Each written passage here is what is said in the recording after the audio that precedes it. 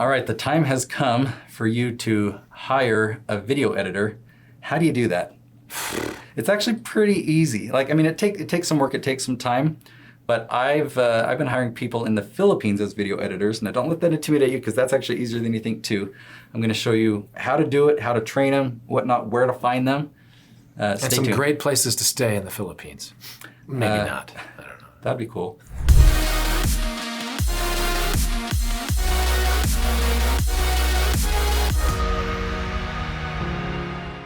Okay, so I first just want to jump into, let's say somebody is interested. You have a position, you're hiring a video editor. Why? And how? And why would you hire a video editor? Because you've grown beyond the scope of your own abilities and time. Yeah, video editing takes a lot of time. Yeah. If you're a YouTuber and you're doing all the video editing, be realistic. How many hours each day do you put into editing? If you've got a daily YouTube channel, it could be 5 to 8 hours of editing a day. Imagine that. Yeah, daily content. So imagine if you still made the same amount of videos, but you freed up that time. You had another person doing the video editing. And I know you're like, you consider yourself Leonardo da Vinci here. Like, it's an art and no one can do it as good as me. Maybe we'll address that. But let's just say that you are ready to hire a video editor. I've got some tips on how to have them apply. Now, because I hire people in the Philippines, it's a different type of application process. I don't sit with them face to face. Right. I have them, I pull out my phone and I... But do you FaceTime with them, or do you not at live, least... Not live. So I'll chat with them on Voxer, which is live, but I never actually have a phone call or FaceTime. Yeah, you just send videos back and forth. Right. Kind of. So I'm talking to them either on a webcam on my MacBook, or I'll just make them a video and say, all right, I want you to make an application video like this. Just talk to your phone. It doesn't have to be professional lighting or whatever. I just want to hear you talk. And here's a few questions for you. Why do you want to work for me? What's your experience? So I have a list of things that I want them to talk about. And I say, just make me a 5-minute video. And then I say, and figure out how to get that video to me. I want to figure out I want to know if they can figure things out, because it's kind of a challenging task for some of them. They're like, okay. And some of them upload it to YouTube and send me a link. Other people find a way to upload it to a thing and send me a download Which link. I would think the YouTube link would be highly appropriate, given the nature of the job. I mean, that would be a way I would go. But when I see those videos, I see the attention. Some people some people are really stressed about it, but some put a lot of thought. It's like, how much do they really want this job? And if I can tell, they actually took a lot of time to edit this video. I don't require it, but it allows me to see their personality. Do you give them a time, like, can you have this to me in the next half hour? Something like that. So that if they do apply edits, you know what I mean, and they do something cool, that it's like, under the gun.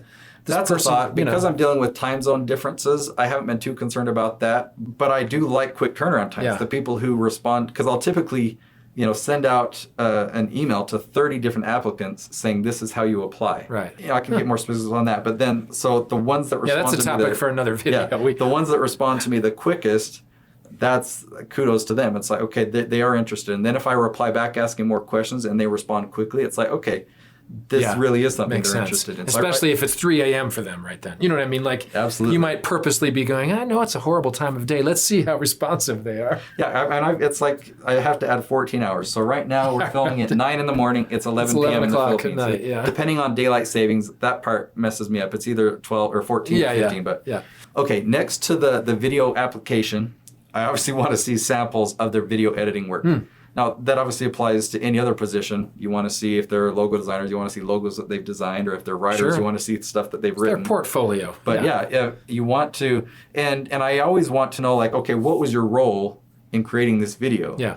Did you just, put some finishing touches on it? Did you actually go out and do the camera work? Yeah. I really want to know, did you do the After Effects, or did you just buy those? Did you, So I want them to show me their portfolio and explain what their role was on each of those. And because we're not meeting face to face, people can lie about their portfolio. They can just but when I hire them to do the first project is a trial project, and I learn right away if they can do the task that I need them to. Before giving them access to everything, I just give them access to one project. Yeah, makes sense. And say, you're going to be paid for this. And here's your assignments, and I'm really flexible. I love being really lenient, they're not going to do a perfect job the first time. Right. But when they, I'm kind of getting a little bit beyond the answer to this question, but I like talking about this stuff. So they'll send back a video and I'll review it. And my goal is to find all the things that they did right and let them know that I appreciate all of that. And then just give them instruction. Okay, for this part, we want to make the transitions a little bit more tight. Or when you zoom in, let's make sure that we're obeying the rule of thirds. Just different things like that.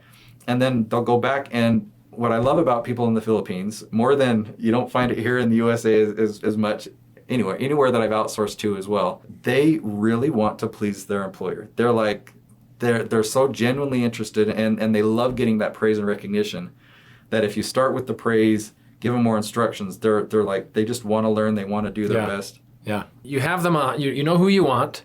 You've hired them, right? What's the interchange of pay? What does that look like? Yeah. One side note that's really cool. You don't have to actually hire them as employees. You can't because they're not U.S. citizens. But that means I don't have to pay benefits or withhold taxes. Or worry about insurance. So they're independent contractors to you in a different country. So you don't even have to file. There's no 1099s. Yeah.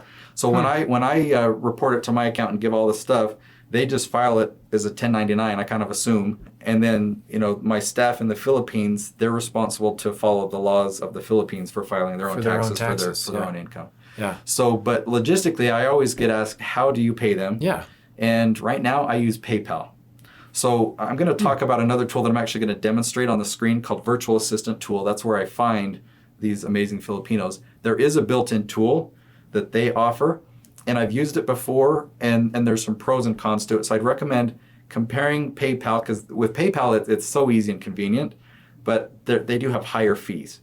And so there is some advantages to using the Virtual Assistant Tools payment system, but there's some drawbacks there, like you have to have them set up their own debit card, which takes time, and then you have to front-end money so that there's money that you can just transfer. Oh. So there's pros and cons to both. PayPal is really easy. What kind of percentage do they take? 3-4%? Lately, I think now they just charge a flat fee of $5 per transfer. But there's also an exchange rate. And so I think with the Virtual Assistant tool, you get a better exchange from US dollars to Filipino pesos. This is a side note too, but over the years that I've been outsourcing, the exchange rate from US dollar to Filipino pesos has gotten better and better and better, favoring the US dollar. So it's like, even though I'm giving my staff pay raises, their pay really hasn't gone up. Yeah. Which is kind of cool. That is. Well, yeah. It's cool for them and me because I can give them pay raises. Okay, so this is the Virtual Assistant tool that I use and where I've been using it for 9 years and where I hire all of my team in the Philippines. You come down here to the bottom. You come here to the Advanced Skill Search. That's what we want. This is the gold. And now what you see here is there's all these different categories. So if we're looking to hire a video editor, let's come in here to graphics and multimedia. And there it is. There's video editing. Now you can say, I want to find somebody that is an expert or is the best in the world. They're limited on how many 5 stars and 4 stars they can rate themselves for all of these categories. So if somebody's rated themselves as expert or best in the world as a video, for video editing, that's something that they're pretty confident in. And if they should have a pretty good knowledge of Photoshop. I can choose that. And you can come up here to English if you want, and speaking, or if they need to be a good at English writing or something, or if there's any specific. This is more software development. What I'll typically do is, let me close English. I'll typically just do that when I'm looking for a video editor. Where was it? Graphics and multimedia there. So I'll typically just select those 2 things. Okay. Because then over here, if I want to be specific that they know how to do Premiere, then I can just add that word. Now, a couple other things that I'll do is I'll put in here an ID proof score. There's a system built in that will check how real these people are. It verifies it by their Facebook account, and if it's a real person with real Facebook activity, it'll verify it with their government ID. Because some people will create multiple accounts saying, "Ooh, I'm a video editor, and I'm a writer, and I'm a cook." Right. Anyway, that's real helpful. And there's a couple other things. After I hit search resumes, I can fine tune it even a little bit more.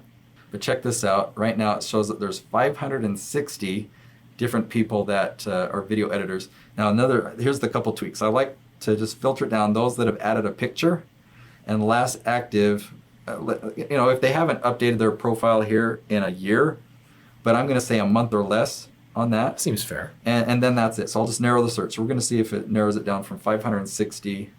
Yeah, it filtered out a lot. So now we're down to 189, which is pretty good. Okay, so let's take a look at this guy. This is what's amazing about hiring people in the Philippines. One of the amazing things. Okay, this guy is asking for $388 a month for 40 hours a week. He's got a bachelor's degree. And I could, in fact, let me open this in a new tab and we'll just go take a look. It gives you a lot more details about this guy. He's age 21.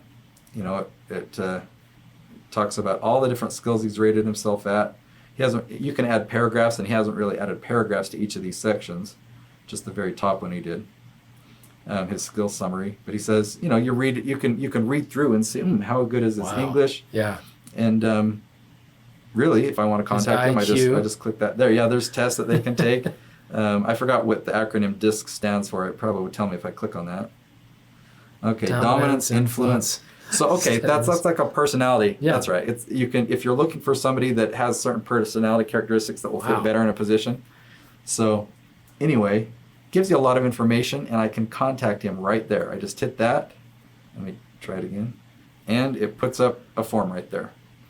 But you can create email templates. So I've got a lot of different positions that I've emailed people out. So if I'm sending an email to 30 different people, I can write it once and then just send it. Oh, yes. And when they reply, I don't have to come in. I can come into here, but it will actually just reply right to my email inbox. So it's an amazing tool. You definitely gotta you gotta come check this out. You can actually navigate around and do all these searches like I've just done, even with a free account. Really, technology like this makes the world so small. Even though these people are on the other side of the world, you can find out literally anything and more that you would want to find out, even in a face-to-face interview. And you still have the ability to do face-to-face interviews should you choose with FaceTime and other. And just to give you a sneak peek, this person's only wanting to work 10 hours a week, which I typically only hire people full time because I want them to dedicate all their working energy to me and not be distracted between two employers. Such an ego on this one. It just works better that way.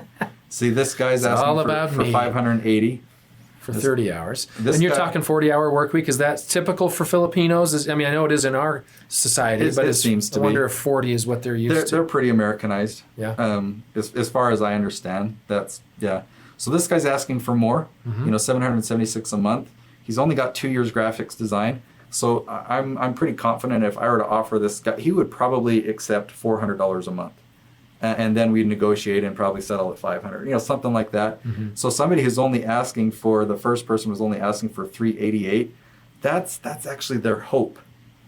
Now, I consider it a great, great blessing. I'm not trying to whittle them down to the smallest amount. I'm just trying to paint a picture of what's possible and really what they are hoping for and what's realistic. And, like you say, that is a very reasonable amount of money, obviously, for us. Even if you were just a one-person company, right? It's just you, and you're just getting going, and this is the first editor that you're hiring. If you're at a point where you need an editor and you recognize the value of one, to shell out $400 a month to offload all of that work and energy that you can then take all of your energy and put it into the business in other ways and not have to worry about, some of these tactical things that must get done. But for $400 a month? Yeah, let me add with a thought on that, because even going back to the Leonardo da Vinci comment, if you are having a hard time wrapping your head around, no one's going to be able to edit as good as me, you're probably right. It's going to be really hard to find somebody who's going to be, have the same mindset as you or be able to read your mind and edit it the same way. Yeah. But if you're going to spend $400 or $500 a month and they freed up 80% of your time or even 90% of your time, and then you just went in and tweaked it here and there, it's so worth it. It's so worth it to get your life back. So this is speaking from experience, by the way. Oh, yeah. Oh, yeah, absolutely. And all my many friends who experience YouTube burnout because they have a daily channel and they edit into they're editing till like 2 a.m. And then they get up and they have to just start it all over again, filming, editing. It's just like... And even if they enjoy it, because a lot of people like it. Like, I really like this part. I have a friend, he was making $200,000 a month. And he quit. He quit his YouTube channel because he was not able to spend time with his wife and kids. Now, after he really did quit, he then hired somebody else to be the star of a show and completely, but his channel shut down for a little while because he was just like, oh, I can't Wow. continue this on. Sounds like a topic for another video. Now I have to throw something else out there. I have a video editing team, and if you're interested in having me and my team do some editing work for you, we don't typically do editing, but we do full video production. So if you're an influencer looking to really build a huge following to a point to where you're making a 7-figure income about 12 to 18 months from now just from YouTube, then I'm your guy to talk to. Hopefully you learned how to do that, and subscribe. We've got a lot more great videos coming your way.